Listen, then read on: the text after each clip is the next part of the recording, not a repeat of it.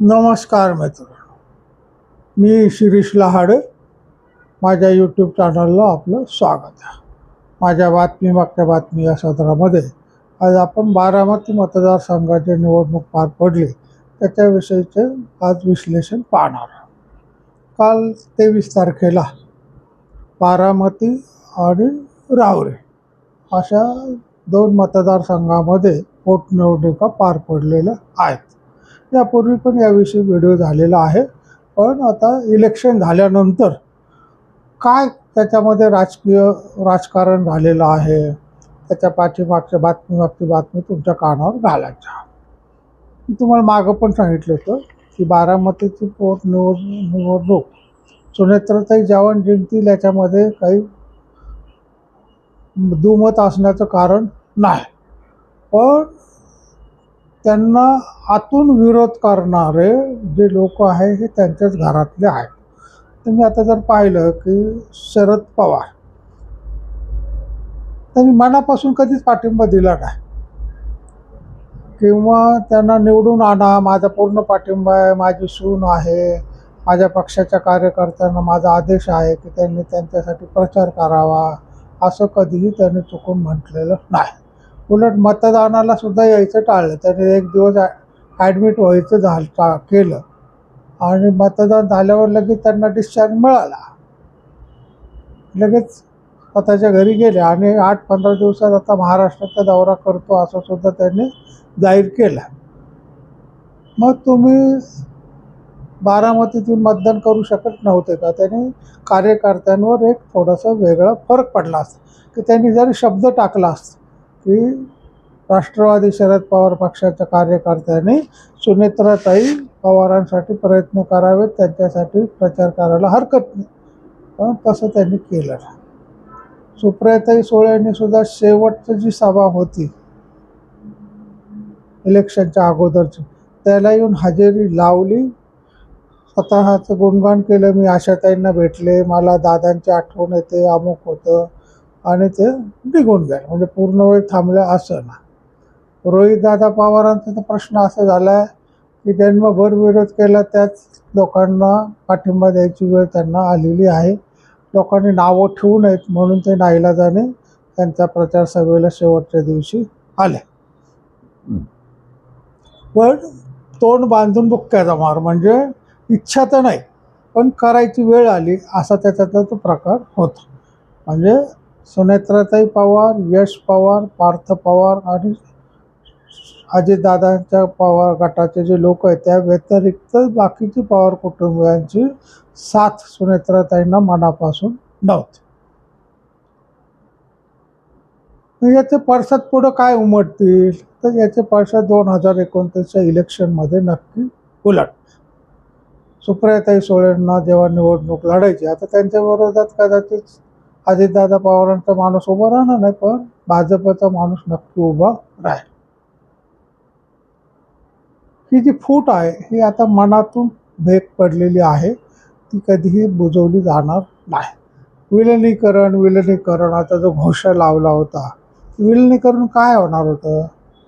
तर शरद पवारांच्या ताब्यात पक्ष गेला असता, रोहितदादा पवार मंत्री झाले असते, सुप्रियाताई सुळेंना महत्त्व वाढलं असतं आणि सुनेत्राताई किंवा त्यांची मुलं बाजूला फेकली गेली असते. त्याच्यामुळंच सुनील तटकरे, प्रफुल्ल पटेल यांनी चपळाई करून त्यांना सुनेत्राताईंना समजून सांगितलं आणि त्यांचा शपथविधी करून घेतला, त्यांना राष्ट्रीय अध्यक्ष करून टाकलं आणि विलिनीकरणाचा विषय संपून टाकला. ती जी चीड आहे, या दोघांनी आपला डाव उलथवला, त्याच्यामुळे रोहितदादा पवारांनी सुनील तटकरे आणि प्रफुल्ल पटेलवर यांच्यावर खार खाऊन सारखं त्यांना बदनाम करण्याचा प्रयत्न चालवलेला आहे. याला मुख्यमंत्री देवेंद्र फडणवीसांची साथ आहे म्हणून त्यांच्यावर सुद्धा इनडायरेक्ट आरोप करायचे की सरकारची साथ आहे, सरकार लक्ष घालत नाही, सरकारच दोषी आहे, असं इनडायरेक्ट. आता डायरेक्ट म्हणता येत नाही देवेंद्र फडणवीसांनीच अपघात घडवून आणला असं म्हणता येत नाही, म्हणून इनडायरेक्ट आरोप करायचे. पण ही फार काळ बडबडीचा फायदा होणार नाही. सगळ्यांनी दुर्लक्ष केलं, म्हणजे एखादा येडा माणूस बडबड करतो तसं बाकीचे कोणी त्यांच्या बडबडीकडे लक्ष देत नाही. त्याच्यामुळे त्यांचा धीर सुटत चाललेला आहे. आता प्रश्न राहुरी मतदारसंघामध्ये, की राहुरी मतदारसंघातसुद्धा शिवाजीराव कर्डिलेंच्या मत निवेदनामुळं ती जागा रिकामी झाली, म्हणून भाजपने त्यांचा मुलगा अक्षय शिवाजीराव कर्डिले यांना तिकीट दिलं. त्यांच्या विरोधामध्ये पूर्वीचे आमदार तनपुरे जे होते, त्यांना प्राजक्त तनपुरे, त्यांना राष्ट्रवादी शरद पवार गटाने तिकीट दिलं, पण त्यांनी ते नाकारलं. कारण त्यांची इच्छा भाजपमध्ये जाण्याची आहे आणि मुख्यमंत्र्याच्या विरोधात आपल्याला पंगा घ्यायचा नाही, म्हणून त्यांनी ते मोकाटे म्हणून आहेत त्यांना उमेदवारी दिली. आता त्यांचा फारसा प्रभाव नाही, त्याच्यामुळे अक्षय कर्डिले निवडून येतील. त्याच्यामुळे दोन्ही ठिकाणी शरद पवार गटाला थोडंसं माती खावी लागलेली आहे. की इच्छा असूनही आपल्याला मनासारखा विरोध करतात. कदाचित प्राजक्त तनपुरे उभे राहिले असते तर टफ फाईट झाली असती, कदाचित तनपुरे निवडून आल्या, शक्यता होती, आली नसते असं नाही. पण त्यांनी देवेंद्र फडणवीसांनी त्यांना फोन केल्यामुळे त्यांनी माघार घेतली आणि शरद पवार गट तोंड घाशी पाडले. त्यांच्याकडे दुसरा उमेदवार नसल्यामुळं त्यांनी मोकाटेंना तिकीट दिलं. त्यांनी जरी किती दावा केला मी खूप लढत देईल वगैरे, पण त्याचा काय अर्थ नाही. ते दोन्ही ठिकाणी जर आपण पाहिलं तर आज जरी युतीचे लोक निवडून आले असते, कारण दोन्ही युतीचेच, एक राहुरीला भाजपचं तिकीट आहे, बारामतीमध्ये राष्ट्रवादी काँग्रेसचं तिकीट आहे. त्याच्यावर दोन्ही आमदार निवडून येतील, युतीची संख्या जी पूर्वी होती तीच राहील.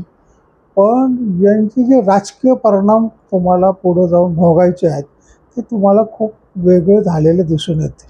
की राहुरीमध्ये प्राजक्त तनपुरेंचं प्रस्ताव वाढेल, ते भाजपत आल्यामुळं राष्ट्रवादी पक्षाला मोठा धक्का बसेल. मग त्यांच्या पाठोपाठ त्यांचे मामा जयंत पाटीलांची सुद्धा खूप इच्छा आहे की भाजपत यावं. तर त्यांना त्यांच्या पूर्वीच्या कुचाळक्या, कटू शब्द, उचकी भाषणं याच्यामुळे भाजपमध्ये विरोध होत आहे. पण त्यांनी जर कबूल केलं की बा माझी चूक झाली, तर कदाचित त्यांनासुद्धा भाजपमध्ये प्रवेश दिला जाईल आणि शरद पवार गटाचं पूर्णपणे म्हणजे उतरतीला घाई लागलेले दिसून येईल. ही भीतीमुळेच रोहितदादा पवार जे आहेत त्यांची चलबिचल वाढलेली आहे. तर आपण या पक्षामध्ये राहून करायचं काय, आपल्याला भवितव्यच नाही.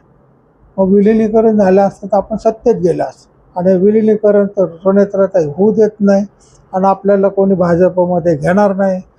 सुनेत्राताईंच्या पक्ष प्रवेश करायला तर ते सुद्धा घेणार, कोणीच घेणार नाही. त्याच्यामुळं त्यांची उलघा झाली की पुढच्या वेळेस आपण निवडून येऊ का नाही, ते निवडून पुढच्या वेळेस 100% येणार नाहीत. बारामतीमध्ये सुनेत्राताई पवार पुन्हा उभे राहतील का त्यांच्या मुलाला तिकीट देतील 2029ची गोष्ट आहे. पण राजकारणामध्ये या दोन निवडणुकामुळे शरद पवार गटाला उतरती कळा लागलेली आहे. त्यांच्यामध्ये भांडणं सुरू झालेले आहे. त्यांच्यामध्ये चलबिचल चालू आहे की आपल्याला नक्की भविष्य काय, कारण माननीय शरद पवारांची तब्येत साथ देत नाही आहे. हळूहळू ते थकत चाललेले आहेत. सुप्रियाताई सुळेंचा एवढा प्रभाव नाही आहे नेतृत्वाचा, त्याच्यामुळे तो गट जो आहे तो काही दिवसांनी विलीन त्यांना कुठंतरी व्हावंच लागेल. आणि या निवडणुकामुळे तो खुंटा हलवून बळकट केला जाईल. शरद पवार गटाला विलिनीकरण कुठंतरी नाईलाजास्तर करून घेणं हेच त्यांच्यामध्ये राहील. एक तर काँग्रेसमध्ये जा किंवा सुनेत्राताईंना विनंती करून त्यांच्याकडे जा, असं त्यांना करावं काय. किंवा शरद पवार सांगाल मी बाजूला होतो, मी राजकारणात लक्ष घालत नाही, आणि बाकीच्या लोकांनी अजितदादा पवारांचा जो गट आहे राष्ट्रवादी पक्ष त्याच्यामध्ये विलीन व्हावं, असं कदाचित ठराव येऊ शकतो. महाराष्ट्राच्या राजकारणामध्ये हा मोठा बदल घडेल. भाजप अधिक प्रबळ झालेला दिसून येईल आणि भाजपला पर्याय सध्या राहणार नाही. आज आपण इथे थांबूया. माझ्या यूट्यूब चॅनलला सबस्क्राईब करा, लाईक करा, शेअर करा. राम